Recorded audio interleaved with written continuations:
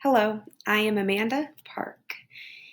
This is Supervision and Evaluation of School Personnel and Building Professional Capacity. This is my personal introduction. Please allow me to first introduce myself. This is an array of pictures of my family. I'm very family oriented, and it'll give you kind of an idea of who we are. You will see at the far left side at the top is a picture of our little guy. He was born almost 14 weeks early at 2 pounds, and so we consider him our miracle baby. You'll then see 3 pictures on the top of me and my husband, Chris. We try to attend as many Chiefs football games as we possibly can. We are avid fans, and we definitely enjoy our Chiefs football. At the bottom on the the left-hand side is a picture of me and my daughter, Dakota. She plays competitive volleyball and has almost 10 years experience under her belt, and she's only 13, so she's been playing for a long time, and she plays at a very high competitive level. In the middle, at the bottom, you will see our other 3 kiddos. Houston in the blue sunglasses. He is also an athlete and keeps us running pretty busy. He also enjoys video games. And we have Natalie, who is our younger daughter, and she does gymnastics, loves horses, and is starting to get into horseback riding. And then you'll see Asher, and he is our youngest, who is our miracle baby, and he is now 2 and thriving. So we are very blessed and lucky that he did so well. At the bottom on the right-hand side, you will see an array of pictures of me and my husband as we've traveled quite a bit. We had the opportunity to travel as he was in Germany for 2 years with the Army. So a personal life view as to who I am. Again, we're very family oriented. I grew up in Augusta, Kansas, small town east of Wichita. Graduated from high school there. I was the oldest of 4 children, both parents military. We have kind of a military legacy in our household and our family. I am now an Army wife, so I married military, and we've been married for 1 year and 5 months.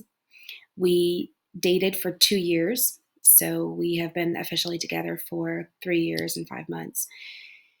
Our 4 kids are 13, 7, 5, and 2, so they keep us very busy and keep us running. But when I have the time, I love to work out and try to stay as healthy as possible. I love to play softball. I love to read, but more importantly, I love reading what I want to read instead of what I'm told I have to read, which I have a feeling our students are much like as well.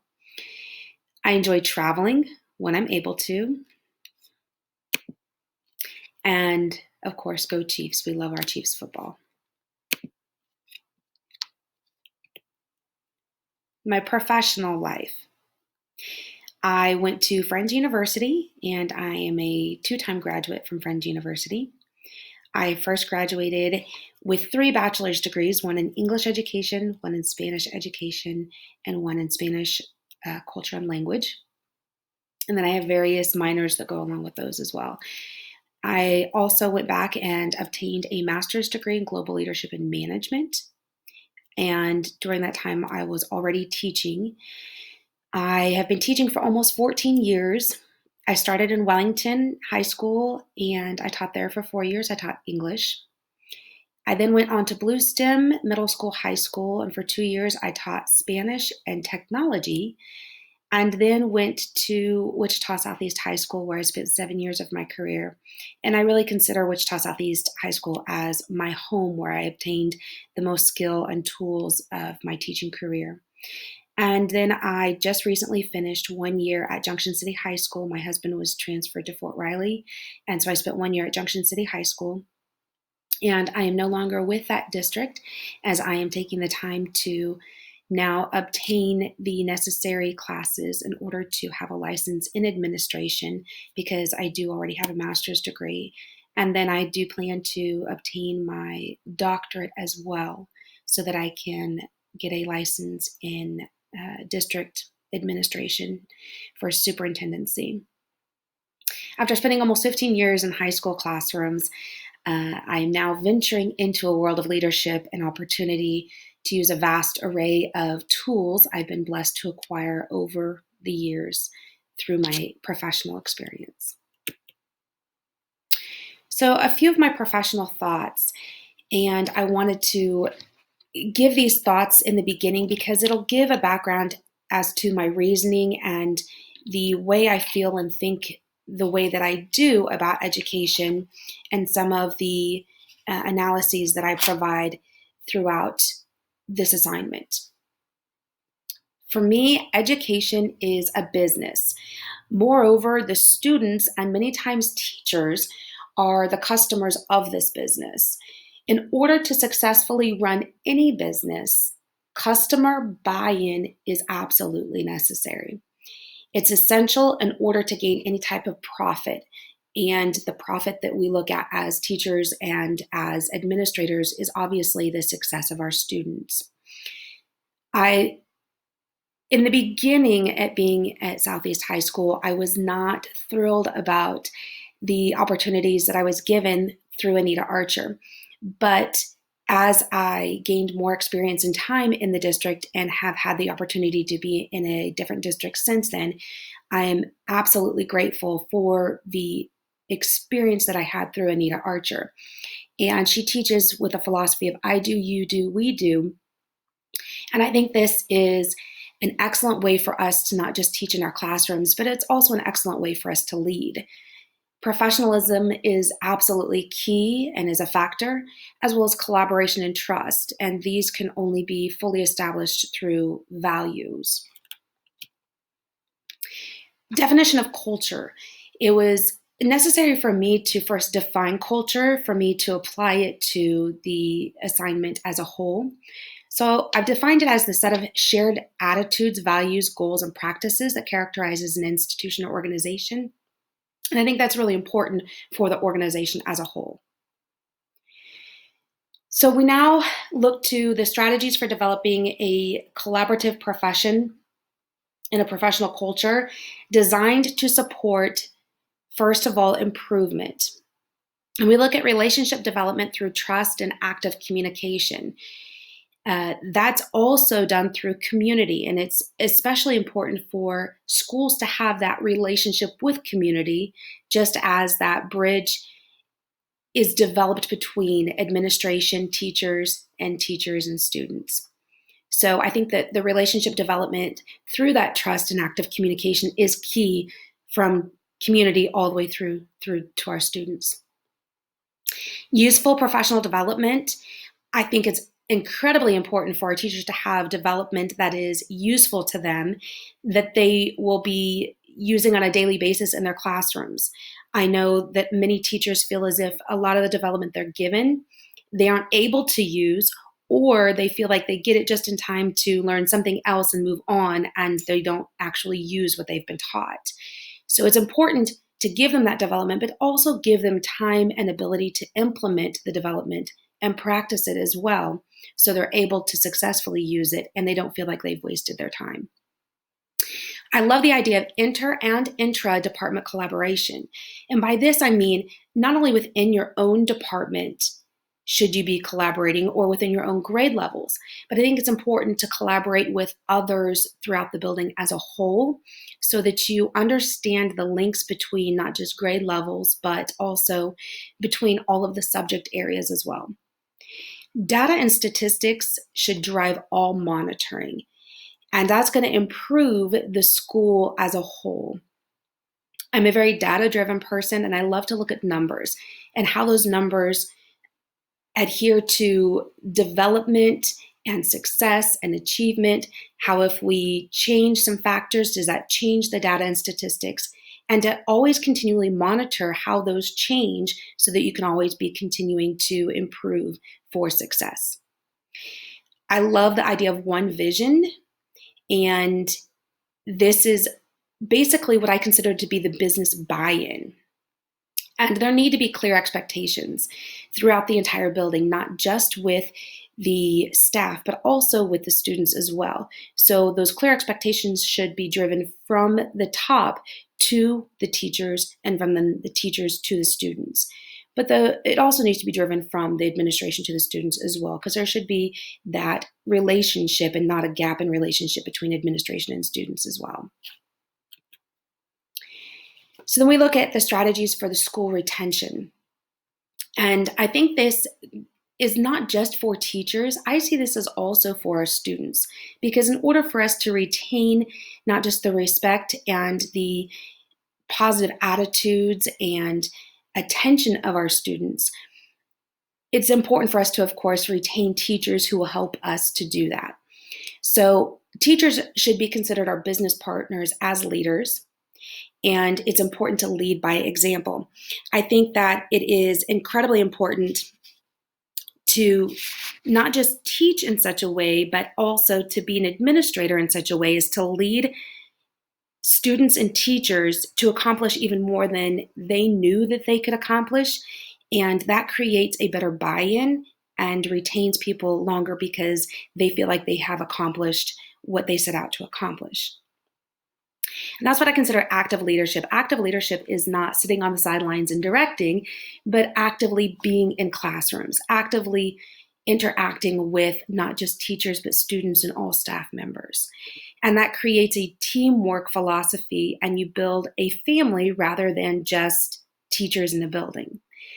It gives teachers worth and ownership, and it also gives students ownership of their own education. And I think it's important for everyone to have ownership within the building to create a family environment. There needs to be input with intention.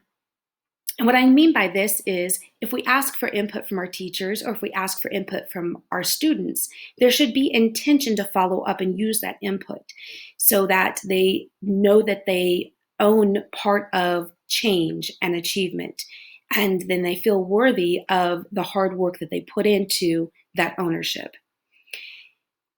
There needs to be communication with quick and active response.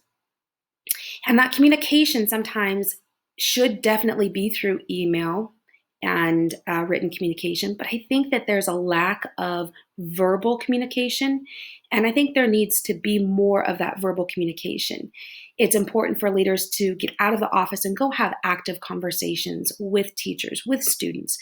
And when you communicate and there are needs that are representative, have an active, quick response so that they know that you are serious about how much you value their input and value who they are and the hard work that they put in.